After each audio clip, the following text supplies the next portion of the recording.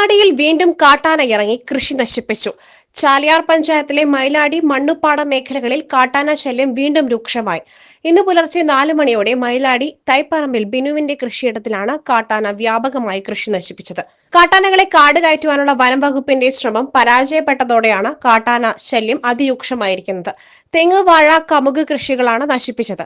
1 മാസം മുൻപും ബിനുവിന്റെ കൃഷിയിടത്തിൽ കാട്ടാന വ്യാപകമായി കൃഷി നശിപ്പിച്ചിരുന്നു. കഴിഞ്ഞ ദിവസം പട്ടാപ്പകൽ പൊക്കൂട വനമേഖലയിൽ ഇറങ്ങിയ ഒറ്റയാനാണ് ഇപ്പോൾ മൈലാടി മണ്ണുപ്പാടം നിവാസികളുടെ ഉറക്കം കെടുത്തുന്നത്. ചാലിയാർ ഗ്രാമപഞ്ചായത്തിൽ സർവകക്ഷി യോഗം ചേർന്ന് കാട്ടാനകളെ കാട് കയറ്റുവാൻ തീരുമാനിച്ചിരുന്നുവെങ്കിലും കാട്ടാനകളെ വനപാലകർ നടത്തിയ തിരച്ചിലിൽ കാണാത്ത സാഹചര്യത്തിൽ ശ്രമം ഉപേക്ഷിക്കുകയായിരുന്നു. ഇതോടെ പഞ്ചായത്ത് അധികൃതരും മൗനത്തിലായി. രാവും പകലും കാട്ടാനകൾ ജനങ്ങളുടെ ജീവനും കൃഷിക്കും ഭീഷണി സൃഷ്ടിക്കുന്ന സാഹചര്യമാണ് ഉള്ളത്. തങ്ങളുടെ കൃഷികൾ കാട്ടാനകൾ നശിപ്പിക്കുന്നത് നിസ്സഹായാവസ്ഥയിൽ നോക്കി നിൽക്കേണ്ട സാഹചര്യമാണ് കർഷകർക്കുള്ളത്. മണ്ണുപ്പാടം അങ്ങാടി വരെ കാട്ടാന എത്തി. രാത്രി 8 മണിയായാൽ വീട്ടുമുറ്റങ്ങളിലേക്ക് കാട്ടാനകൾ എത്തുന്ന അവസ്ഥയാണ്. Gold, pure gold. Group Nilambur.